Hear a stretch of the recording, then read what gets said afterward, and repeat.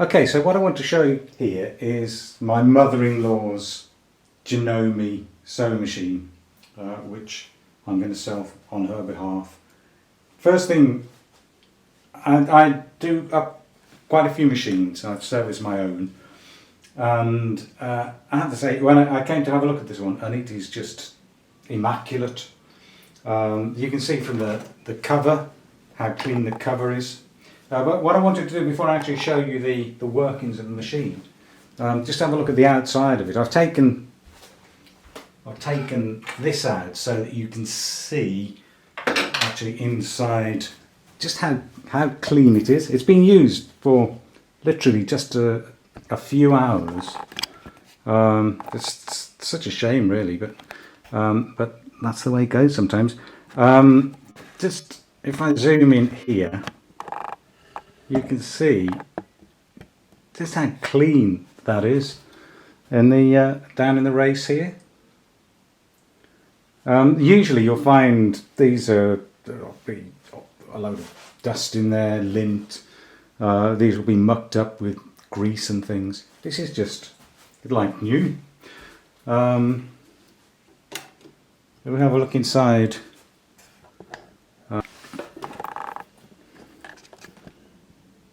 Again, you can just, it's, as I say, you'd be hard pushed to know this machine had been used. And it runs that way too. I'm not a Janome, like a lot of modern machines or machine makers, make out that you don't need to oil their machines apart from maybe in one or two places. In this one, the instruction book, right at the end, talks about oil in the machine. It just suggests, you see, it suggests just these 2 points to oil. I honestly don't think that's enough. One of the ways in which they do this is, if you notice at the bottom of the machine, just down there, there's a little felt pad, and they do this. So they have felt pads which are oil impregnated, which helps maintain lubrication of the moving parts. But there are other things. If you actually look inside the case here, which I did, there are parts which should be lubricated, and I have done that just because I'm fastidious, I suppose. But suffice to say, it is all clean and ready to run. What I'll do now is show you some of the stitches that this does and the quality of the stitches that you get from it. I guess the first thing is to show you how that race goes back in, if you're not sure how the bobbin holder goes in. Bobbin holder goes in just here, thread to the side, plate goes on the top, and the screw goes in there, and this little stubby screwdriver is to give you access in this small space just down here. Normally when you come to replace the bobbin, you just lift up this little plastic piece, and you gain access that way. Just before we start, I want to show you, this is the foot pedal. You can see there's a switch at the bottom for either on high speed or low speed. And you just simply move between the two. I'll keep it on, this is on high now, and that's what I'll keep it on for most of the stitching. This is the machine, how it's set up for free arm sewing. So you can run in a circle around the bed, and this is the tool holder, clips in place there. I don't know if you can see inside the tool holder. Let's move it down. There's the tray. That's now clipped in place. That closes down, and that gives you more of a flatbed sewing. Right, so this is the base of the machine. Essentially, really simple. It's the MyStyle22, which means it has 22 different stitches. These are highlighted with the stitch selector down here. You can move from one stitch to another. Always make sure that the needle is up, but you can move from one to the other, and it tells you what you should set for the width and the length, suggested settings between the two levels. So there it's always saying the width should be 0, and the length can be between 2 and stretch stitch. The SS is stretch stitch, the blue one, which is all the way around to there. And quite simple because you don't have to keep referring to the manual to know which setting to go to. On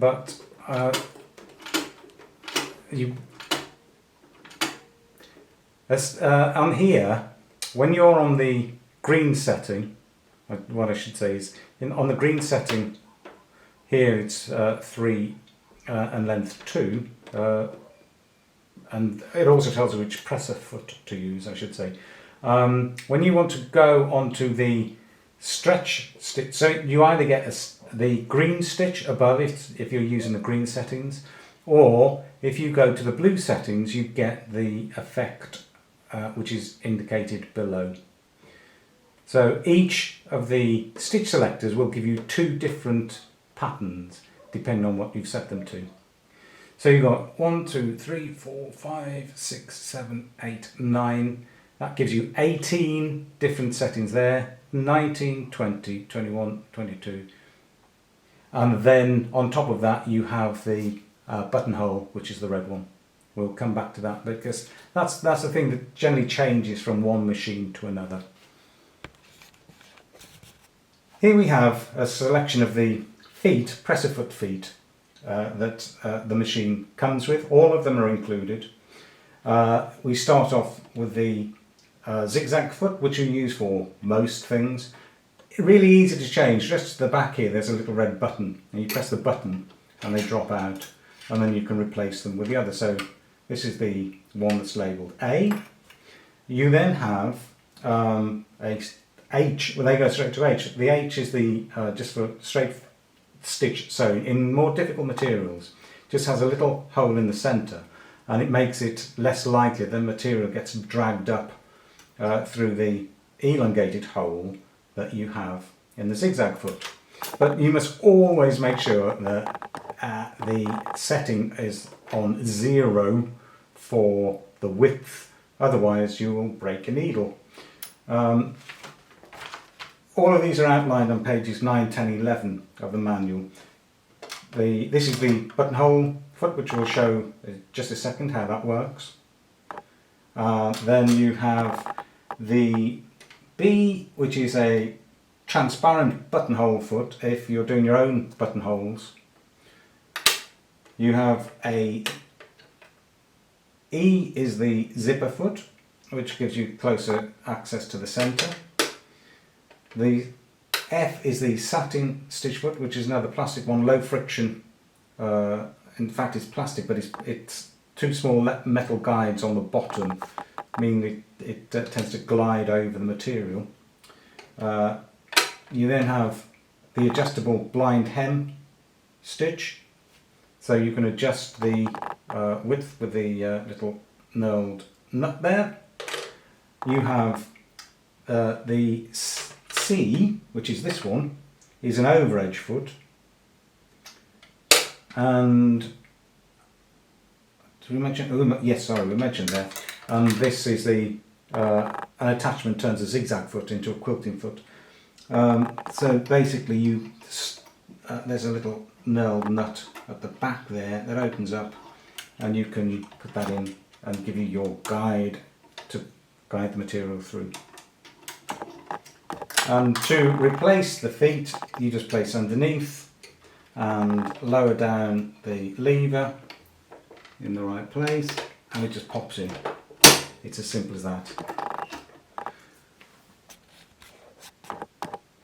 What I forgot to mention as well is that also included is an unused Janome New Home walking foot,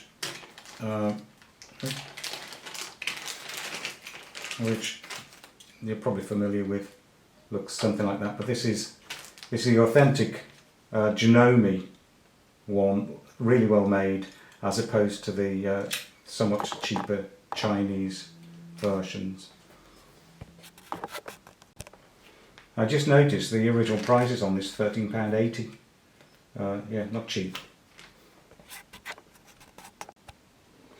To show you how to set up for the buttonholes, I'll zoom out to start with so you can see the right hand side of the machine. We need to move the stitch selector over to all the way to the right hand side to BH.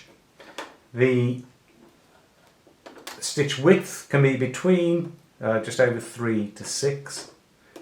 That basically gives the width of the stitches on the buttonhole, and the length, it's either coarse or fine. If over to the bottom half, the closer you are to the stretch stitch, the closer the stitches are together, and you can go between there, and if you go up towards 1, then the stitches are quite far apart and fairly coarse.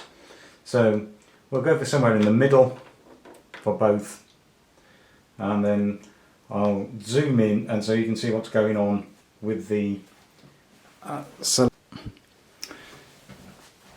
I've taken off the zigzag foot by pressing the button at the back. You then line that up, clicks into place. Behind the if you open out the side hinged door, there is an extendable bar that comes down. This is for the automatic part of the buttonholing, and it's automatic because you can take any size of button up to 1 inch in diameter, and the button goes and sits in the back, and you basically just ratchet down so that it fits the buttonhole. And what you get then is the stitches which will fit the size of that button. What I'm using is it's a cheap thread. It's basically, if I show you again, I have a large cone because I tend to use quite a lot of thread, and in the bobbin is the same thread. I'm using black. I'll use black on white so that it will contrast, and this is just some cheap old sheet. I'll fold it over up 4 times so there's a decent thickness that will mimic some interfacing on a material, and we'll go from there. Okay, so here we are, another day, battery recharged. This is going to be the buttonhole. This is the approximate starting point. Oh, this is the actual starting point. This is the approximate end point. What we do, we put the starting point under the base of the needle, and we do that. It's actually quite easy to align because in the centre of the foot there are 2 little channels which form into a little peak, and so I put the point of the peak directly on the start of where we want the needle to go. The length of the buttonhole is going to be determined by the size of the button, and when we start we should get a couple of bar tacks, which is that. It will then start to go backwards.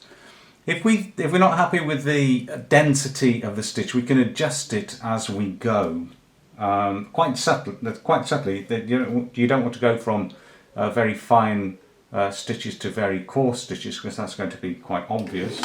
But we'll see. That's not bad actually. We'll leave that as it is. We might need to adjust it on its way back, so it goes back until it hits. There's a little peg at the back and a little arm that sits down that gets touched it then automatically knows it's got to the end of the stitching. It will put in another couple of bar tacks, and it's now going to come in the opposite direction. This is where it isn't always the same density as it comes forward. So have a look at the first stitches. Actually, that looks almost identical. So we'll leave it as it is. If it wasn't right, we could make it either slightly closer together, slightly further apart. So it continues to come forward. It will reach the end again, and then it just does another couple of stitches, and it's locked. We can now lift it up with a needle at the top, pull it out, and have a look at what we've done. It's cut off there and on the back. And what we have, under not ideal conditions, as I say, it is really quite flimsy fabric, but you get a beautiful buttonhole. If we want to repeat that now, let's say, and we can see how repeatable this machine is, on the presser stitch selector, you started going back towards the left hand side, and it automatically clicks back and everything is now reset. So if we were to have another, let's say we started another buttonhole just about there, we place that again underneath into the centre. This is going to be a real test of the machine now to see how consistent it is with the buttonholes. First couple of bar tacks, then starts to go backwards.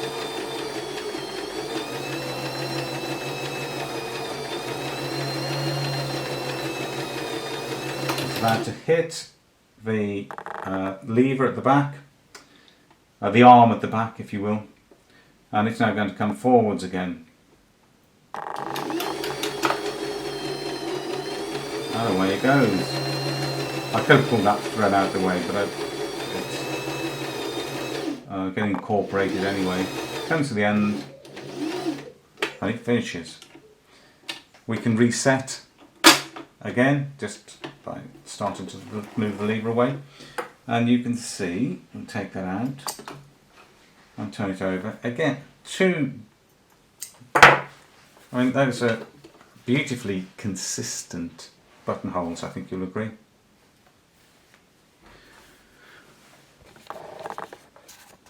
And today I just wanted to point out, if that didn't look as though that was properly spaced, it's because I'd got the initial piece of ink in the centre there. That is actually, you get the same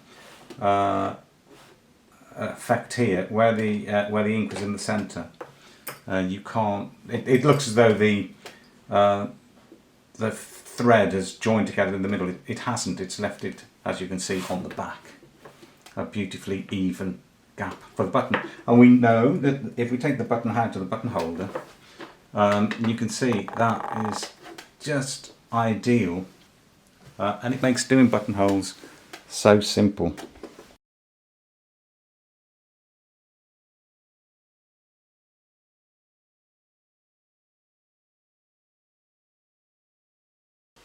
One of the things I should have pointed out was that there's an adjustment on the side of the machine, that if you don't get even stitches on one side compared to the other, and this happens as particularly during stretch stitches, there is a screw here which you can either move one way or the other with the screwdriver, but by and large I think we'll probably find right in the centre is about where it should be.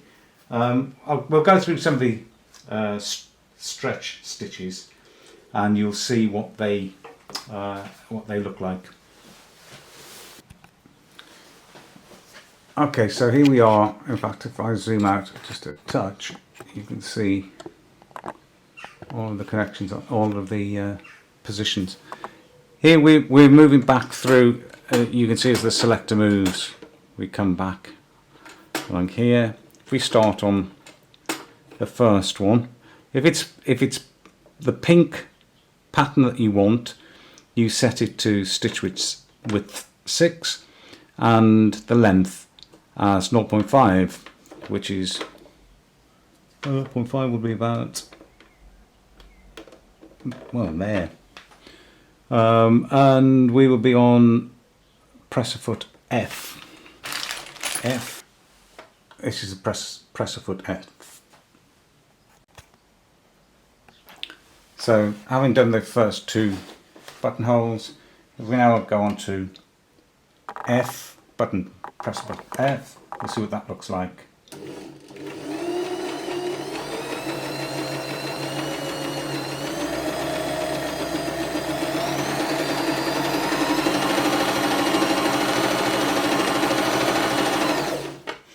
So take that back up to the top. What we have is that pattern there.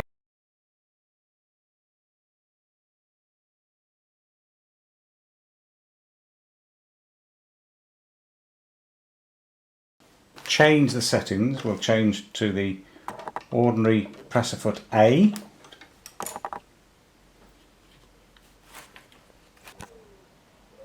So we've now fitted presser foot A. We've changed it to the blue settings, which is the stretch stitch, and still on width 6, and we'll see the difference that this makes.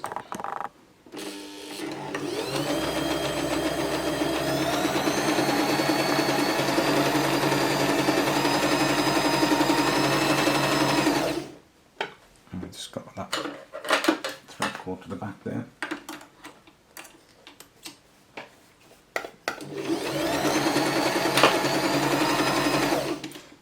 Take a look at that.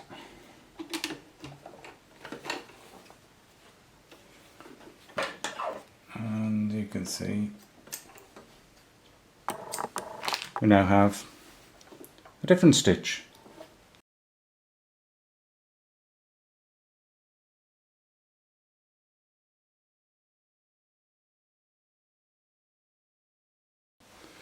Which, if we go back to,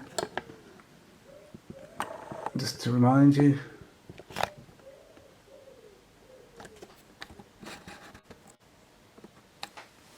we started off with, in the pink settings and to the blue settings.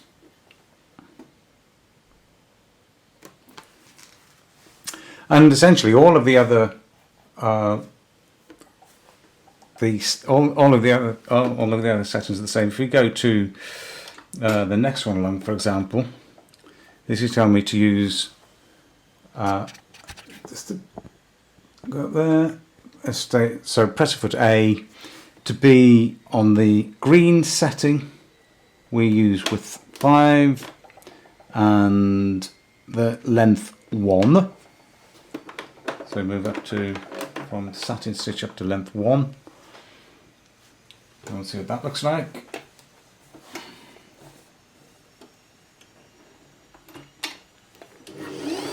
Oh.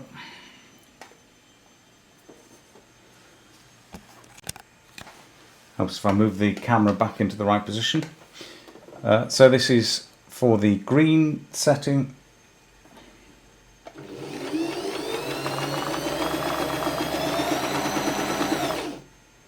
And we now go to the blue setting, which is in the same position, except the stitch length goes to satin stitch.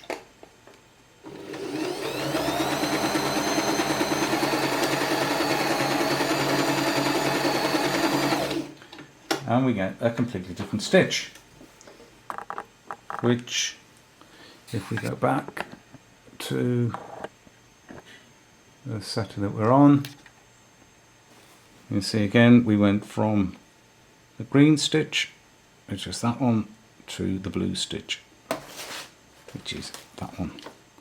And similarly all the way through for the other 22 stitches. Well, 22 in total, plus the buttonhole makes 23.